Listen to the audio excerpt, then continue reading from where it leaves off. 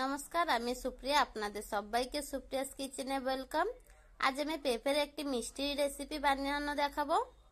রেসিপিটি খুবই সহজ ও খুবই জলদিও হয়ে যায়। তো এই পেঁপেগুলো যে আমি গ্রাইন্ড করে নিয়েছি, পেঁপেটা অনেকটাও গলে গিয়েছিল, গ্রাইন্ড করে নিয়ে নিয়েছি। এবার একটু কর্নফ্লোর দিয়ে ভালো করে মিশিয়ে নিচ্ছি। তো দেখুন, কর্নফ্লোর দিয়ে একটা স্মুথ একটু পেস্ট মতন বানিয়ে নিয়েছি। এবার চলে যাব কড়াইতে, দিয়ে দিচ্ছি এখানে 1/4 কাপ চিনি ও যতটুকু চিনি নিয়েছি ততটুকুই জল দিয়েছি। একটু এলাচ গুঁড়ো দিয়ে দিলাম। তারপরে এবার পেঁপের পেস্টটা দিয়ে দিচ্ছি।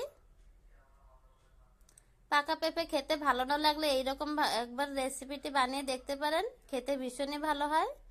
এবার একটু ঘি দিয়ে দিচ্ছি। ঘি দিলে স্মেলটা ভালো আসবে এবং কড়াইতে লেগেও যাবে না। তারপরে এখান থেকে একটু পোর্শন নিয়ে নিচ্ছি আমার হয়েছে কিনা দেখার জন্য। তো দেখুন, ঠান্ডা হওয়ার পরে প্লেট থেকে খুব সহজভাবে তুলে নিয়ে যাচ্ছে। তো এই প্রসেসে হয়ে গিয়েছে। এবার একটা প্লেটে ঢেলে নিচ্ছি। প্লেটে ঢেলে একটু সমান করে নিচ্ছি। এভাবে একটু সেট করে নিয়ে নিয়েছি। এবার ওপর থেকে একটু ড্রাই ফ্রুটস দিয়ে দিলাম। তবে ড্রাই ফ্রুটসটা অপশনাল, কাঁচা থাকলে দিতে পারেন বা নাও দিতে পারেন।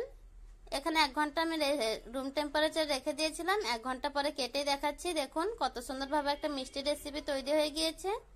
রেসিপিটি কেমন লাগলো আমাকে অবশ্যই কমেন্ট করে জানাবেন। ভালো লেগে থাকলে বাড়িতে অবশ্যই ট্রাই করবেন।